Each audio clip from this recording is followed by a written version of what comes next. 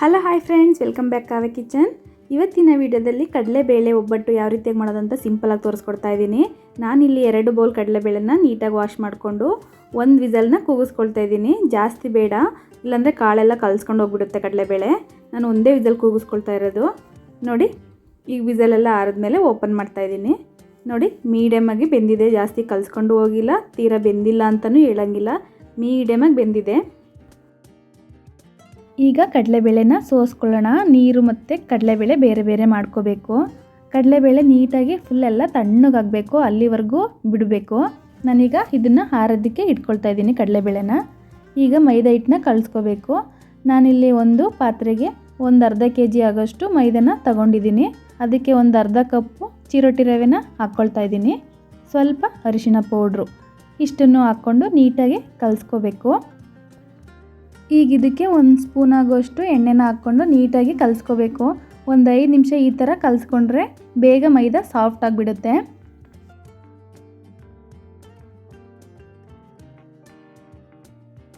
ಮೈದಾ ಎಲ್ಲ ನೀಟಾಗಿ ಕಲಿಸ್ಕೊಂಡಾಯಿತು. ಒಂದು 10 ನಿಮಿಷ ಇದನ್ನು ಹಾಗೆ ನೆನೆಯೋದಕ್ಕೆ ಬಿಡಬೇಕು. ನೋಡಿ, ಅಷ್ಟರಲ್ಲಿ ಕಡಲೆಬೇಳೆನೂ ಸಹ ತಣ್ಣಗಾಗಿದೆ. ಈಗ ಇದನ್ನು ಒಂದು ಪಾತ್ರೆಗೆ ಹಾಕ್ಕೊಳ್ತಾ ಇದ್ದೀನಿ. ಈಗ ಇದಕ್ಕೆ ನಾನು ಬೆಲ್ಲದ ಪುಡಿನ ಹಾಕ್ಕೊಳ್ತಾ ಇದ್ದೀನಿ. ನಾನಿಲ್ಲಿ ಉಂಡೆ ಬೆಲ್ಲ ಬರುತ್ತಲ್ಲ, ಅದನ್ನು ಹಾಕ್ಕೊಳ್ತಾ ಇರೋದು, ನೀಟಾಗಿ ಪುಡಿ ಮಾಡಿ. ಈಗ ಇದಕ್ಕೆ ಒಂದು 4 ಏಲಕ್ಕಿನ ಸಿಪ್ಪೆ ಬಿಡಿಸಿ ಹಾಕ್ಕೊಳ್ತಾ ಇದ್ದೀನಿ. ನೀಟಾಗಿ ಒಂದು ಸಲ ಚೆನ್ನಾಗಿ ಮಿಕ್ಸ್ ಮಾಡ್ಕೋಬೇಕು. ನೋಡಿ, ಮಿಕ್ಸ್ ಆಗಿದೆ. ಈಗ ಇದನ್ನು ಒಂದು ಜಾರ್ಗೆ ರುಬ್ಕೊಳ್ಳೋಕ್ಕೆ ತಗೊಳ್ತಾ ಇದ್ದೀನಿ. ಎಲ್ಲದನ್ನು ಮಿಕ್ಸಿ ಮಾಡಿಕೊಂಡು ಹೂರಣನ ರೆಡಿ ಮಾಡ್ಕೊಂಡಾಯಿತು. ನೋಡಿ, ಎಷ್ಟು ಸಾಫ್ಟಾಗಿ ಬೆಣ್ಣೆ ಥರ ಆಗಿದೆ. ಇದೇ ಥರನೇ ಮಾಡ್ಕೋಬೇಕು. ಈಗ ಒಬ್ಬಿಟ್ಟು ಮಾಡ್ಕೊಳ್ಳೋದಕ್ಕೆ ರೆಡಿ ಮಾಡ್ಕೊಳ್ಳೋಣ. ನಾನಿಲ್ಲಿ ಸ್ವಲ್ಪ ಮೈದಾನ ತೊಗೊಂಡು ಸ್ವಲ್ಪ ಉಂಡೆ ಥರ ಮಾಡಿಕೊಂಡು ಜಾಮೂನ್ ಥರ ಮಾಡ್ಕೊತೀರ ಆ ಥರ ಮಾಡ್ಕೊಬಿಟ್ಟು ಈಗ ಅದನ್ನು ಸ್ವಲ್ಪ ತೊಟ್ಕೋಬೇಕು.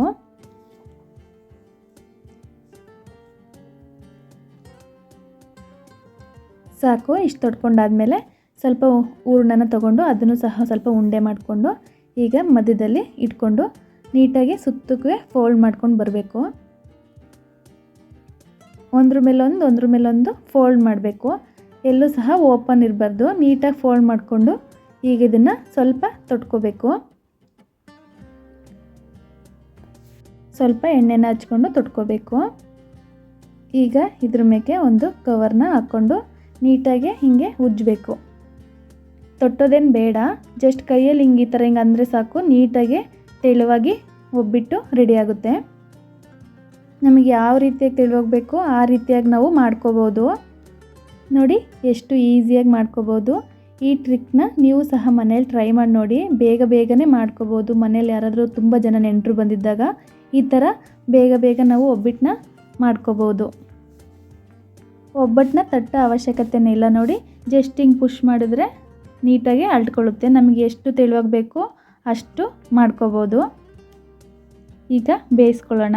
ನಾನಿಲ್ಲಿ ಒಂದು ತವದಲ್ಲಿ ಸ್ವಲ್ಪ ಎಣ್ಣೆ ಹಾಕ್ಬಿಟ್ಟು ಒಬ್ಬಿಟ್ಟನ್ನ ಹಾಕ್ಕೊಳ್ತಾ ಇದ್ದೀನಿ. ಹಾಗೆ ಸ್ವಲ್ಪ ಮೇಲೆ ಎಣ್ಣೆನ ಹಾಕ್ಕೊಳ್ತಾ ಇದ್ದೀನಿ. 2 ಸೈಡು ಎಣ್ಣೆನ ಹಾಕ್ಕೊಂಡು ಬೇಯಿಸ್ಕೋಬೇಕು. ಆದಷ್ಟು ಲೋ ಫ್ಲೇಮಲ್ಲೇ ಒಬ್ಬಿಟ್ಟನ್ನ ಬೇಯಿಸ್ಕೋಬೇಕು. ನೋಡಿ, ಒಬ್ಬಿಟ್ಟು ರೆಡಿ ಆಯಿತು. ಈಗ ಮತ್ತೆ ಅದೇ ರೀತಿಯಾಗಿ ಒಬ್ಬಿಟ್ಟನ್ನ ಮಾಡ್ಕೊಳ್ಳೋಣ.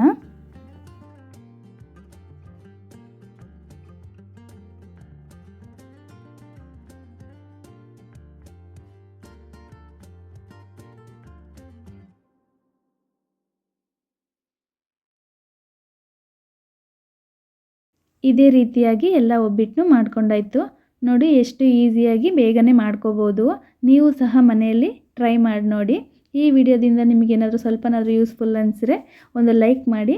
ಹಾಗೆ ನನ್ನ ಚಾನಲ್ನ ಸಬ್ಸ್ಕ್ರೈಬ್ ಮಾಡ್ಕೊಂಡಿಲ್ಲ ಅಂದರೆ ಈಗಲೇ ಹೋಗಿ ನನ್ನ ಚಾನಲ್ನ ಸಬ್ಸ್ಕ್ರೈಬ್ ಮಾಡ್ಕೊಳ್ಳಿ. ಇದೇ ಥರ ನನ್ನ ಚಾನಲ್ಗೆ ಸಪೋರ್ಟ್ ಮಾಡ್ತಾಯಿರಿ. ಒಬ್ಬಿಟ್ಟು ಜೊತೆ ತುಪ್ಪ ಹಾಕ್ಕೊಂಡು ತಿಂದರೆ ತುಂಬಾ ಚೆನ್ನಾಗಿರುತ್ತೆ.